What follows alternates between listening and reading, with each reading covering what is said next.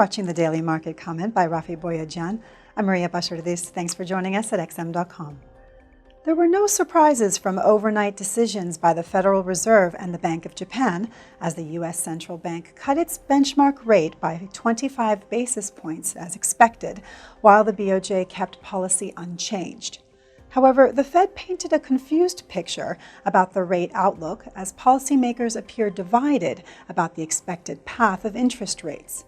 The U.S. dollar initially rose on the Fed's statement, as markets were hoping the Fed would signal deeper cuts. However, in his press conference, Chairman Jerome Powell reassured investors that the central bank is prepared to be aggressive if it turns out to be appropriate. His remarks put a cap on the dollar's gains before coming under pressure from the Bank of Japan's policy announcement. The BOJ kept policy steady, but signals about possible action at the October meeting were not enough to keep the yen from pushing higher. A last-minute rebound on Wall Street helped Asian stocks open on a steady note on Thursday.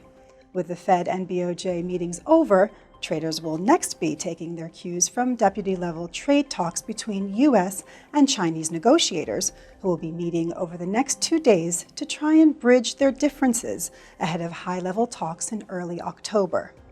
With risk appetite still fragile, markets are likely to overreact to any negative developments.